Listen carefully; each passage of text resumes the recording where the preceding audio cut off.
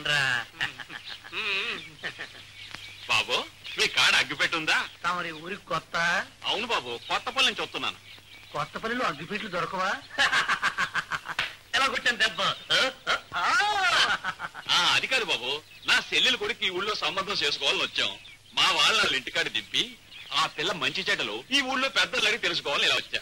మనం చాలా పెద్దవాళ్ళం ఈ ఊళ్ళో. ఇంతకు ఆ పిల్ల ఎవరు ఏంటి? గంగమ్మ కూతురు మల్లి. మళ్ళా మరి చెప్పారు కదే, అగ్గి పెట్టి అడిగారు కదూ, నేను నిప్పంటిస్తా. చూడండి, పిల్ల ఎలాంటిది అని మీరు నన్ను అడుగుతున్నారు. నేనేమంటానంటే పిల్ల బంగారు బొమ్మ, ఊళ్ళో కల్లా 4 అక్షరం ముక్కలు తెలిసిన మనిషి అని అంటాను. ఈడేమంటాడంటే ఆ మధ్యన ఊళ్ళోకి వచ్చిన డాక్టర్కి ఈ పిల్లకి సంబంధం కదా మరి చెప్పవే అని అంటాడు. నేనేమంటానంటే ఊరి అప్పి ఇట్లాంటి విషయాలు మన్నోడితో చెప్పకూడదురా అని అంటాను. నువ్వు అడగచ్చరా, నిజం చెప్పకపోతే తప్పు కదా అని. దానికి నేనేమంటానంటే ఈ విషయాలన్నీ ముందే చెప్పి పెళ్లి మనం ఎందుకు చెడగొట్టాలా అంటాను. ఏదో వయసు తిమ్మిల్లో పాడు పని చేసిందే అనుకో, ఈ విషయాలన్నీ పెళ్లికి ముందే చెబితే బుద్ధున్న గాడిద ఎవడైనా చేసుకుంటారా? ఇప్పుడు దాని కడుపులో ఉన్న బిడ్డకు తండ్రి ఎవరు మీరే చెప్పండి. అందుకని ఎదవా బుద్ధుందిరా మనకెందుకు ఈ విషయాలు? మహాప్రభు, కొత్తపల్లి మహాప్రభు, మా ఊరి అమ్మాయిని ఖాయం చేసుకున్నారంటే మా ఊరి ప్రజలందరూ మీ ఊరి ప్రజలకు రుణపడి ఉంటారు మహాప్రభు. కొత్తపల్లికి ఎలా కొట్టాను దెబ్బ?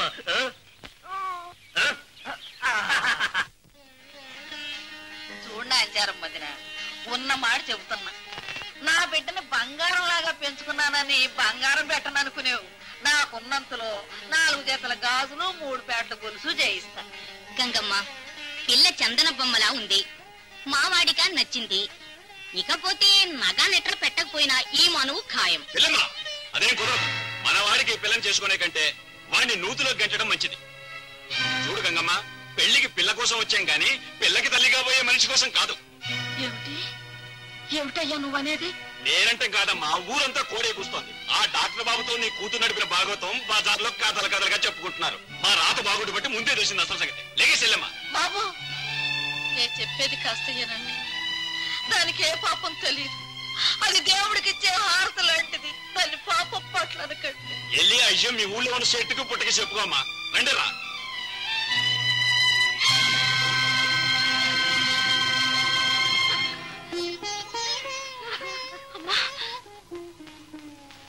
ఎన్నావంటే తల్లి, ఎన్నావా?